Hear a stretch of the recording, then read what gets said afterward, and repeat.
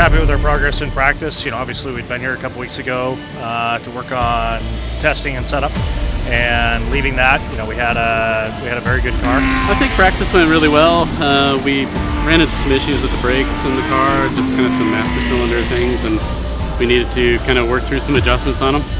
I thought all in all though, made solid progress throughout practice. Heading into qualifying, I started first, and pretty quickly noticed that the car was underperforming, was getting some real restriction, particularly in the braking systems.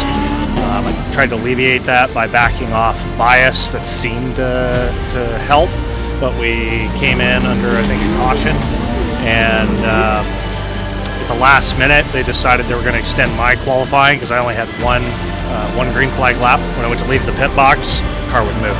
Brakes were all frozen shut, and unfortunately that was not resolvable, and so Andy did not get to qualify. That put me in P27 overall, and he 31st or something, 32nd for me. Yeah, 31st for Andy. Back row. Race 1, I started in the car, P27. I was in the outside lane going into turn 1. As tends to be the case with Trofeo.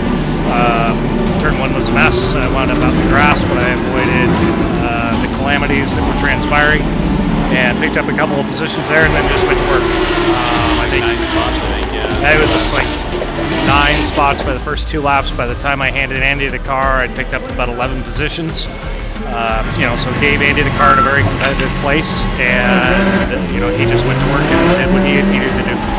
Yeah, thankfully able to catch up to the podium, and we got a small penalty for some early contact, where a little rub and shove there, but later.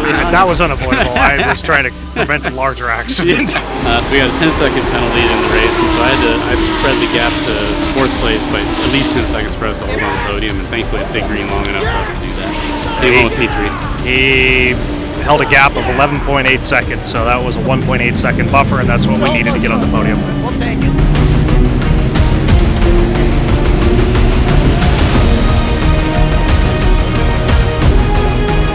Race 2, so like race 1, I had to start from the back. Just a complete melee into turn 1. Just happy that I got through. I don't know how I got through. I don't remember what happened. Just kind of blacked out. Woke up in turn 3 and thankfully still in one piece. I think we ended up picking up like 15 spots. Yeah, I think in the first lap, and but then after that was a huge wreck on the front straightaway. It just took up the rest of my speed basically, and just sitting there behind the pace car is pretty frustrating because I knew I needed to gain at least 4 or 5 more spots to get him in a good position for the last run, and so just didn't have the opportunity to do that, but still managed to get the car. We got up to P2 by the time the pit stop came around. Some of that's the pit cycle, but yeah, he left the pits in P2, and I'll leave it to him. I got in the car, feeling out the track, feeling out the car, trying to figure out where we were at from a stiction standpoint.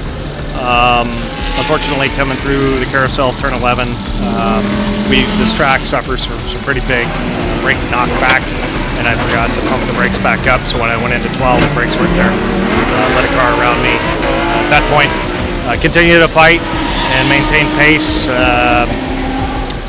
Lap to go, one more pro got around me, so finished the race in P4.